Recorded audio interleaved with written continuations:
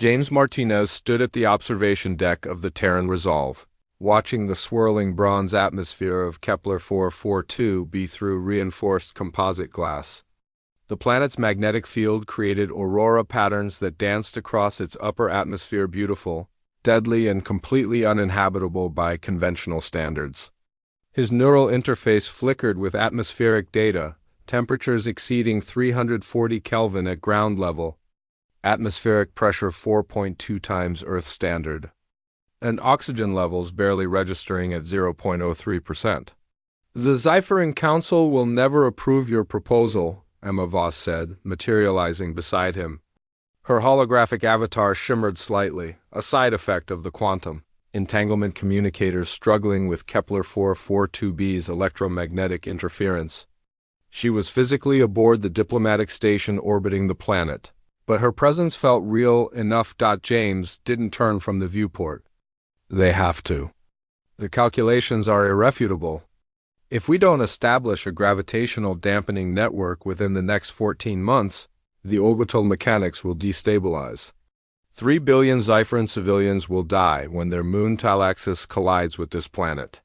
"They don't trust human mathematics," Emma replied, her voice carrying that peculiar resonance of quantum-transmitted audio. 500 years of interstellar contact, and the Zyphran Empire still believes we're primitive tool users who stumbled onto faster-than-light travel by accident. It was true.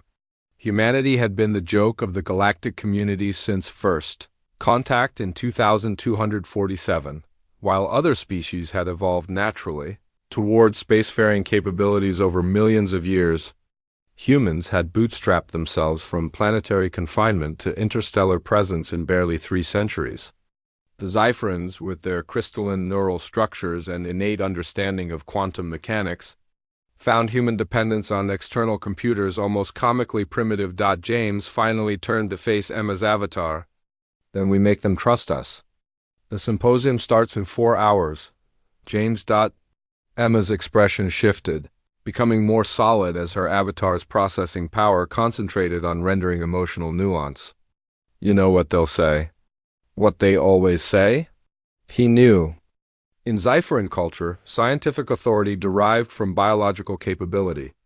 Their crystalline minds could process quantum calculations instinctively. They literally thought in probability matrices. A human scientist, dependent on neural interfaces and quantum computers, was considered inherently inferior. No matter how brilliant the theory, no matter how elegant the mathematics, a human voice carried no weight in Zyphran academic circles unless that human had a partner. The Zyphran concept of Cathshara mind bonding was sacred to their culture. 2 individuals, through years of collaboration and neural synchronization, could achieve a combined cognitive capability that exceeded either individual. Among Zyphrans, it was a rare and respected phenomenon. They had observed similar partnerships among other species, the krill hive twins, the Nexian dyads, but never humans. Human neural architecture, the Zyphrans claimed, was too chaotic, too individualistic, too primitive for true mind bonding. "I've run the simulations," James said quietly. "Our neural synchronization index is 94.7%. That's higher than most Zyphran Cathshara pairs achieve in a lifetime." Emma's avatar flickered. "Simulations aren't enough. You know that? They'll demand proof. They'll demand public declaration," James finished. "I know."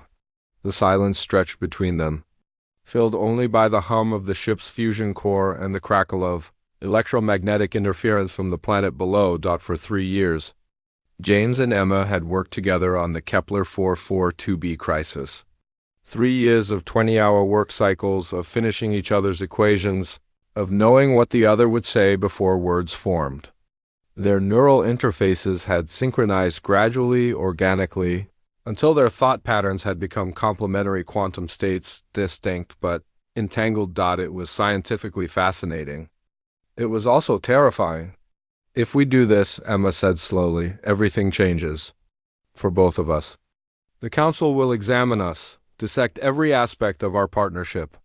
Our private lives become public record. Every communication, every shared thought, every 3 billion lives." Emma? She closed her eyes, a necessary gesture for a holographic avatar, which made it all the more human. You're right. Of course you're right. The Zypherin Council chamber was a masterpiece of quantum architecture. Walls of program matter shifted through impossible geometries, reflecting probability states rather than fixed forms. 200 Zypherin counselors floated in their crystalline suspension fields, their minds collectively processing information at speeds that would shatter human consciousness. James stood at the presentation podium, his neural interface projecting holographic data streams. The gravitational models were perfect. He and Emma had verified them through 17 different computational frameworks. The solution was elegant, a network of 42 quantum-locked gravitational dampeners positioned at specific Lagrange points, gradually shifting Talaxis's orbit over 12 months until it achieves stable distance from Kepler-442b. He spoke for 37 minutes. Presenting calculations that would save a civilization, the response was predictable. Senior Counselor Vethkara translated thoughts echoed through the chamber's quantum speakers, interesting calculations, but lacking authority. Human computational methods remain unverified by crystalline consciousness. Proposal denied. James felt the familiar frustration building. Beside him, Emma's physical form stood rigid. She had transported down from the orbital station for this moment. There is one way to verify, Emma said, her voice cutting through the chamber's ambient quantum noise, every Zypherin consciousness focused on her simultaneously. James felt the weight of their attention like physical pressure. Emma stepped forward, standing beside James at the podium. Her hand found his, their fingers interlacing. Through their synchronized neural interfaces, he felt her determination, her fear, her absolute certainty.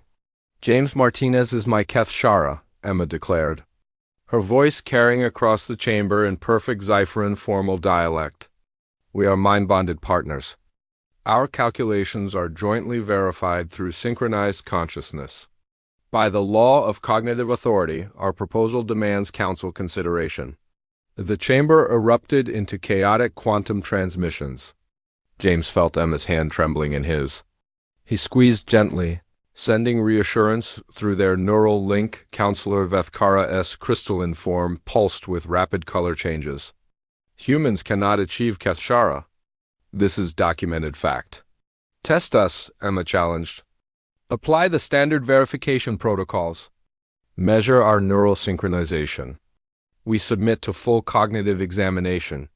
What followed was 6 hours of the most invasive mental scrutiny James had ever experienced.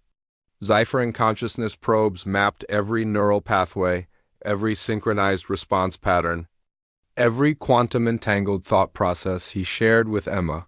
They solved impossible mathematical problems in tandem, completed each other's quantum calculations, demonstrated the kind of cognitive unity that should have been biologically impossible for human minds. When it ended, Counselor Vethkara's colors had shifted to deep violet, the Zypherin expression of profound surprise.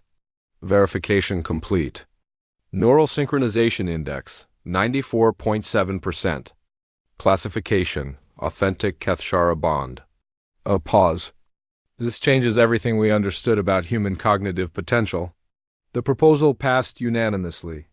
James and Emma stood again at the observation deck, watching the first gravitational dampeners being deployed in Kepler-442b's orbit. The quantum lock devices would work. Talaxis would be saved. 3 billion lives, Emma said softly. And 2 human careers completely transformed, James added. Every xenopsychology department in the galaxy will want to study us. Emma laughed, the sound carrying genuine amusement. Probably. But we saved a world, James. Together. Through their neural interface, he felt her contentment, her pride, her deep and abiding partnership. The Zypherins had been wrong about humanity. Sometimes the most powerful bonds weren't biological, they were chosen. Together, James agreed, watching the stars. Always.